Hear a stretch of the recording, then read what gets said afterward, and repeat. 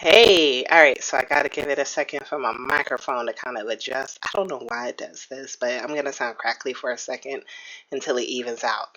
All right, so hello, YouTube world, YouTubers. Welcome to Mrs. Shay's School of Magic, and I am celebrating today life. You don't need a reason to celebrate. Just celebrate life and enjoy who you are. And as we talk through this, I am going to be drinking my wine, so don't judge me. And if you do, I don't really care anyway. What am I going to talk about today? I'm going to talk about a couple of different things. You know, there is something out there called metrospirituality. And it is beyond me why in the hell this is a name. Like, this is a thing. It's very funny because, a while back it was like metrosexual and all this other stuff. So who the hell came up with metrospirituality? I have no idea. But it is a thing, and it is a thing that we need to talk about. So, like, in recent years, I don't know if you noticed or not, but everywhere you go, like, my favorite store is Five Below. And I used to call it Five and Below until I realized that there was no and in between the five and the below. And so I realized I was calling it the wrong thing for a while. But anyway, I digress.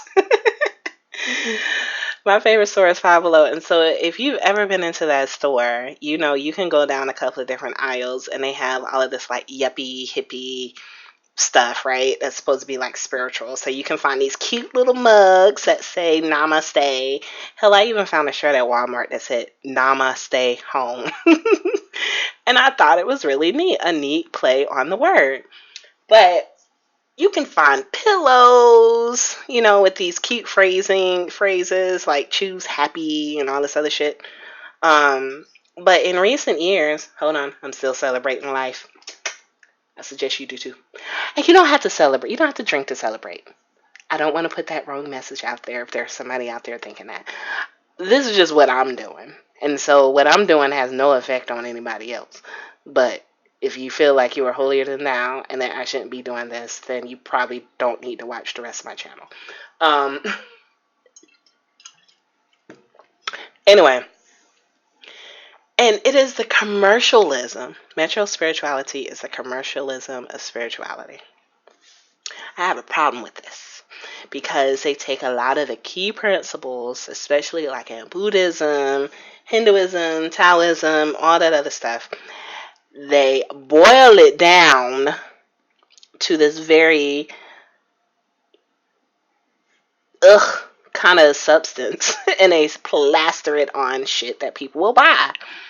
And how can you take, over many thousands of years religion, more spiritual religion dealing with the upper chakras than like Christianity dealing with more of the lower. But that's a whole nother video. Take a religion like this and dumb it down to something that you can put on a pillow. Now, I can understand, of course, hold on, my sage is trying to go rogue here. I can understand trying to reach the masses and all this other stuff. But what about the people that just buy it because, oh, that's so cute. Let me put it in my living room and act like I'm spiritual. No, you don't do that. That is like a slap in the fucking face to somebody like me who's been doing this for over 20 years. Before it was popular. You know what I mean? And now, just because, sorry, Sage is over here. I told you, Sage trying to burn my little tablecloth here. That is a slap in the face to somebody like me who's been doing this far longer than it has been socially acceptable. I sat in the closet for years, and I'm celebrating that too for coming out the spiritual closet. Hey, toast to you if you are too.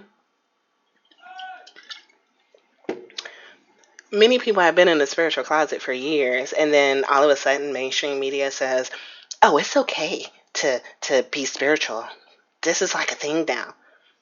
Who said it's a thing now? It's always been a thing. I was afraid of people looking at me crazy. I was afraid of people saying, I don't understand what she's saying. You know what I mean? Like friends, like, oh wait, you too deep. I don't know if I can talk to you anymore because every time I talk to you about a problem, you want to go like there. I'm like, hell yeah, I'm gonna go there because this is what's gonna feed your soul. You know what I mean? How many of y'all got friends like that? Like, oh, I don't even want to vent to her. I don't even want to talk to them about this because every time I do, they just want to go into some whole spiritual rampage about why this is causing my life. Well, you damn right I am. Because first of all, that's truly who I am. And secondly, if I want to be your real friend and try to help you, this is what I'm going to do. So if your friend ain't trying to hear it, then they ain't trying to better their life. Point blank. But what is wrong with this whole metro spirituality thing? You know what I mean? Like, why did companies decide to do something like this? Well, I guess they saw a growing trend in people that are leaving religion, which really is. I forget the statistic, but I remember finding a statistic. So if you want to go research it, do it. But there is a growing number of people that are leaving organized religion and moving into this whole more spiritual movement. So I guess they check these stats and say, okay, let's follow along with where the trend is going. And now let's start putting out all this shit that people will buy up and put in their homes and fake like they're spiritual. And people buy it up. Now, I, on the other hand, like I said, I did buy a shirt that said Namaste home. But that's because I understood what it meant long before it was okay to put this out in stores. So I just have a problem with the people that don't really know what this is, they haven't done the work. You know what I mean? Like when I started out on this journey, and if you have ever heard my story before, when I started out on this journey after having an abortion at 13 years old, that journey was not always fun. That journey was some deep shit that I had to go through, that I had to learn, that I had to evolve. I asked questions to the universe and to God, that questions that kids don't ask. You know what I mean? Like, why did this happen to me? Why did I choose? Now I would say, why did I choose for this? And of course, I've gotten answers along the way. But that was like some dark night of the soul type shit at like 13. Many people are going through that after they've gotten well into their, 20s and 30s and stuff, and even 40s and 50s. Dark night of the soul. Because if you go through that dark night of the soul and you come out on the other side of it, then yes, you are going to be more healed. You're going to be more balanced. You're going to be more in line with your life's purpose and all that other good stuff. But to capitalize on taking somebody and who don't know what the dark night of the soul is and just automatically saying it's okay for you to buy this and put it in your home or drink from this mug or say this is cute, let me put a bumper sticker on the back of my car, then that just fucking sucks. Point blank. It does. So I'm going off on a rampage here, but I'm gonna keep drinking. So I toast this to you who have gone through that dark night and have successfully come out on the other side, because just because you go through it don't mean you're going to come out. But it's those who push forward and learn through it that come out successfully on the other end. And all of that, and that includes inner child healing and all that good stuff, So I was going through inner child healing when I was still a child. I mean, I know some of y'all out there can relate to this, right? So, yeah, that's just a problem I have with it. But is there anything right with this whole metro spirituality movement? Because it's still a trend. It's still going to continue on. I mean, it started a couple of years ago, but it's still something that's ever evolving. Companies are just like, for example, I'm going to compare this metro spirituality and commercialism, with products to the natural hair movement with black women. I've been natural long before it was popular for me to go out to the store and find something that was targeted directly to me. Like I've cut my hair off like 3-4 different times. Like when I say cut it off, I mean like cut it. Like I was rocking a TWA, teeny weeny afro. And I'm making stuff, making stuff to put in my hair to make sure it's moisturized, to make sure it looks good and curls popping and all that stuff. And then all of a sudden I come along and these companies see that, oh, this is another trend. Black women are not putting perms in their hair any longer. Let's capitalize on this and put out all these different products. I mean, I knew that the natural hair movement, and I know I'm going off on a tangent here, but I knew the natural hair movement took a steep dive when I saw Pantene came out with natural hair products. I was like, what in the hell? Like I'm in the kitchen whipping it up with some shea butter, put some little avocado oil up in there, like coconut oil and mixing all this stuff to put in my hair because I had to go to the grocery store and buy it. And now companies are trying to capitalize on it, and still it ain't even as pure as what you can still already make in your kitchen. Fuck out of here. But that's what I equate the spirituality or the metro spirituality commercialism thing with the natural hair movement. Companies are gonna make money how they make money, but it's really up to us to use our own intellectual brains and our own minds to have some kind of discernment about us, to see something and say, you know what, I'm probably not gonna buy that because that's just dumbing what I've already gone through down. Or I'm not going to buy that hair product because even though it says on the front that it has avocado oil, but how many 20 other 50, 11 things is in it that ain't good for my hair? Let's just keep doing what we already know. And you know what? I'm going to take this even a little bit deeper. As you know, I practice hoodoo. And if you don't know what hoodoo is, I'm going to just put it to you very simply. I'm sorry, my kids are laughing in the background. I told them to be quiet because I was doing a YouTube video and they're playing Minecraft and they won't be quiet. So I'm going to put y'all on pause for a second and tell them to shut up. Alright, I'm back. So, I'm going to take it a little deeper. Hoodoo is the act of, not act of, it's a magical practice, right? And this magical practice stemmed out of enslaved Africans, true African Americans that was here in the U.S. where I am. And what these people did was that they took my ancestors, they took what they knew and remembered and what had been passed down, especially as slavery continued on to the latter years until its end. They took what they knew from their homeland and embedded it into Christianity, Catholicism, etc., what the white folk were trying to push on us, and kept their magical system going.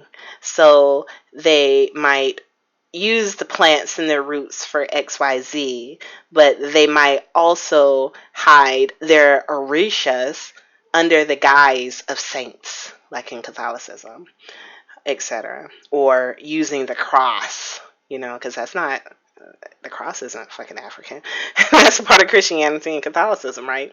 They might use the cross for certain things, knowing that it might do this as it would have done in our original religions and spiritual practices back in the homeland. And so anyway, so they've taken this, and now you have to be careful about who you follow and who you think might be magical, right? Because if you follow some certain, I'm saying there's a lot of good hoodoo practitioners out there, but there's also a lot of people that might be just kind of taking on the craft just because I am seeing that it is beginning to be a trend. If you're true to the practice, then you should know your lineage and you should know your ancestral lines. I do. I've studied my ancestral lines for over, I'm trying to remember how long I've been doing it, but it's been over like 12 years. I know I started in my early 20s. So yeah, it's been quite a while. And My parents have both taken a DNA test. I myself haven't, but I mean, hell, if I look at my parents' DNA test, I know what I am. I'm Benin, I'm Togo, I'm Senegal. You know what I mean? Like, I know my tribal history. So I know what ancestors to call on. I have done the research. I have thousands of people on my family tree, you know? So, anyway, I'm just saying, don't follow the trend just because you might see it coming, you might see it happening, because the trend is not always right. It's not always going to lead you to the place where you feel like you should be at or you should get to. So you might start your way out following and saying, oh, I'm going to do hoodoo, and because it's a trend and I see a lot of other people doing it. No, don't do it. If you don't have a straight calling for it, I know I had a calling for it. But if you don't have a calling for it, then don't do it. My ancestors came up through Charleston, South Carolina. And although I don't practice like New Orleans type hoodoo or voodoo, I do follow the American Southern conjure work, root working work. So with my family coming up through Charleston, the Gullah and the Geechee, those are people who lived on the outskirt islands of South Carolina who did not come into the mainland, so to speak. They almost as if like I forget, I think the white settlers of those outside islands of South Carolina found that um, it wasn't cohesive for the type of environment that they wanted to create. I don't know if that cohesive is the word, but it wasn't conducive. That's the word I'm going to use. Conducive for their type of work that they wanted to create. So they moved more inland, and a lot of the African slaves stayed on the outside islands. And so that's why a lot of the true African work and practices are so heavy, and that's why a lot of Gullah Geechee have their distinct accents, because it was the purest, I guess, of African ways that you can find here in the United States. It's one of them. So yes, that's where my family came through, and that's what I gotta say about that. I know I probably went off on a tangent, but you know what? I'm spirit led, and I'm also drinking wine, so I'm gonna talk some deep shit whenever I need to. Now, is there anything right? Let me try this again. Is there anything right about these trends or things that we're following? And my daughter is screaming again. I don't know if y'all can hear that, but I'm about to yell at them again. Hold on. Okay, I'm back again. So I'm gonna try to answer this question again. What is right? Man, I gotta think on this. Well, the only thing I can really think of is maybe, perhaps, one of these like cutesy whatever things that you can find in the store might lead someone to being able to understand what that saying may mean. So, like, for example, if you see something on there like live life to the fullest, I mean, that's one of the more generic, kind of watered down, like first epiphanies kind of thing when you're first starting out on your spiritual journey. Maybe that might trigger someone to go down the spiritual path and truly understanding who they are and whose they are, answering the question of who am I. Maybe that's something that can trigger them. That's truly and really the only thing that I can think of that's right with this thing called metrospirituality. And I don't know what the future holds. I don't. The only thing that I can think of is that this may die out. This may be something that, hell, I don't know. I don't know if it's actually, it might not end. It might not end. It might not, then people might not be selling as much stuff with these cutesy sayings on it, watered down versions of true enlightenment, you know. But even if it is or if it isn't, if you ever want to understand who you are, whose you are, and I did say that, and who am I, then I would strongly suggest, actually taking that journey and asking those questions to the universe, because the universe will always respond. Always 100%. 100%. Okay. So I tried to move my camera so y'all couldn't see exactly what's on my altar. It's over here in the corner. I don't know. And I got my herbs and stuff, my oils. You see my essential oils here. So I'm a true practitioner, man. And I'm not even showing y'all all the oils. Oh, I do want to show y'all. So I'm ending that. I'm ending that note on Metro Spirituality, but I do have to plug in a shameless plug for, hold on a second. I got to move my microphone because I have a shelf over here too. See, this is how I do all my oils, right? And I work them every day. And the oils that I sell on my Etsy page are actually the same oils that I have sitting in mason jars. And I have like all my ingredients, and you can see all that stuff is in there. Check it out. This is the Follow Me Boy oil. So any of you ladies, now I always have disclaimers on my oils because they work. If you want to Follow Me Boy oil, which means you get a man that you want to follow you around, giving you either money, giving you protection, giving you sex, whatever it may be. This is something that you will actually wear as a perfume. And if you're not near that person, this is something that you could use on candle working for him, for it to work, along with like a petition. Pictures are always great. Names, date of birth. But yeah, you can see that. Got a lot of stuff going on in there. It's not ready yet. That's why I haven't put it up on my Etsy. I just made it yesterday. So that's just to show you how I keep my oils. And so I take that exact mason jar and pour it straight into a bottle. So you don't get any watered down version. I give you exactly what I make. And exactly what I've been praying over, putting my energy over. And sometimes I even use music, y'all. Like my self-love stuff. I don't know if you all have ever listened to like Meghan Trainor. I think there's a song. I do like my daughter listening to some of her songs because they are more like women uplifting, empowerment, whatever. And it doesn't have a whole lot of cursing in it like some of the stuff that's on the radio. I do pay attention to what she listens to quite a bit because she's 6 years old. But one of those Meghan Trainor songs, I think, what she say, if I was you, I wanna be me too.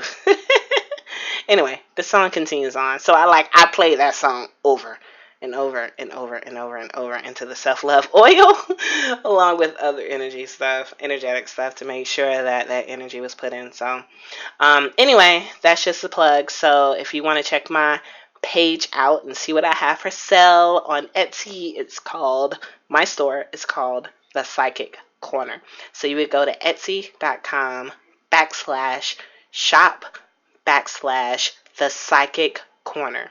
And I'll put it down in the description below. So go check me out there. Make sure you like and subscribe to this video. I think I've rambled on enough. I think I have celebrated enough. Although, I think I'm like halfway through. I ain't done, y'all. After this video go off, I'm probably drink some more. So, make sure you check me out. I love y'all. You all have a wonderful day, night, morning, whatever time you're listening to me. Bye.